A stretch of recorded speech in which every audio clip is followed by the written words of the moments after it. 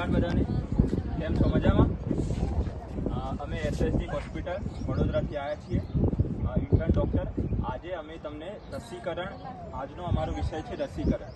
બાળક જ્યારે જન્મે પછી એને જે દવાઓ આપવાની હોય એના વિશે ક્યારે આપવી જોઈએ, કેમ આપવી જોઈએ, કેટલા ટાઈમે આપવી જોઈએ, એનાથી બાળકને શું ફાયદો થાય, તમને શું ફાયદો થાય, એના વિશે અમે તમને જાણકારી આપીશું. એના માટે અમે એક નાનું એવું નાટક તમારા સામે પ્રસ્તુત કરીશું.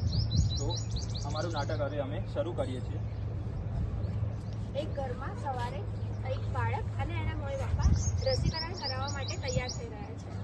આજે તો શાળામાં રજા છે, આજે તો આખો દિવસ હું રમીશ, મજા કરીશ.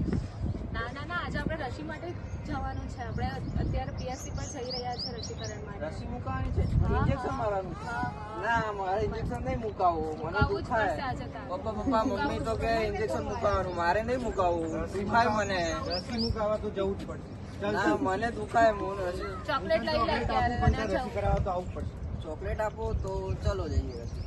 બાળકને મનાવીને પરિવાર રસી મુકાવવા જાય છે ત્યાં રસ્તામાં એક પાડોશી મળે. કેમ છો સગનભાઈ? મજામાં? બસ મજામાં. ક્યાં ચાલ છો? બસ આ ગુંજનની રસીકરણ કરવા માટે જઈએ છીએ. એ ના જતા કાલે મારા છોકરાને રસી મુકાઈ અને તો તાવ આવી ગયો, બીમાર પડી ગયો તો છોકરો. રડ કરે છે કાલનું. એવું? હા, નબળું પડી ગયો છે એકદમ. કઈ નહીં, એકવાર પીએચસી જતા તો આવીએ, ડોક્ટરને મળતા આવીએ. કઈ વાંધો નહીં, જતા આવો.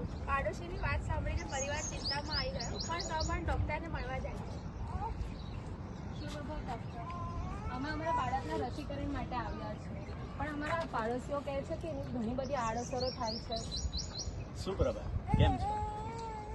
તમારા પાડોશી કહે છે એવી બધી ઘણી બધી ખોટી વાતો સમાજમાં ખૂબ જલ્દી ફેલાય છે.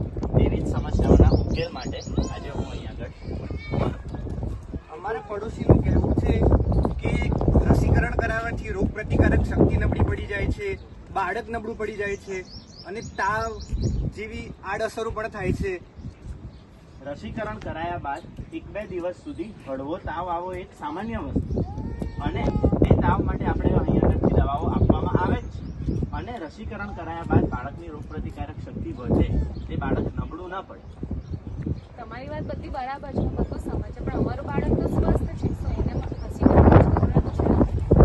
સ્વસ્થ બાળકને પણ રસી મુકાવી નથી. કેમ કે જો સ્વસ્થ બાળકનું રસીકરણ ન કરાવવામાં અને ભવિષ્યમાં જો એને કોઈ બીમારી, તો તે બીમારીના લીધે તેને ઘણી ગંભીર આડઅસરો થાય. જેમ કે બાળકને મગજની અંદર તાવ આવી જાય, બાળક ખૂબ બીમાર પડી જાય, તેની તબિયત ખૂબ ખરાબ થઈ જાય. તેથી ભવિષ્યની સમસ્યાઓ ન થાય તે માટે સ્વસ્થ બાળકને પણ રસી મુકાવી ખૂબ જરૂરી છે. પણ લોકોનું એવું કહેવું છે ડોક્ટર કે કુદરતી રીતે મળતી રોગ પ્રતિકારક શક્તિ એ આવી કૃત્રિમ રીતે મળતી રોગ પ્રતિકારક શક્તિ કરતા સારી હોય છે. ઘણી વખત જે કુદરતી રીતે મળતી રોગ પ્રતિકારક શક્તિ છે તે તેનું રૂપ ખૂબ રૌદ્ર લઈ લે છે અને તેના લીધે ગંભીર આડઅસરો થાય.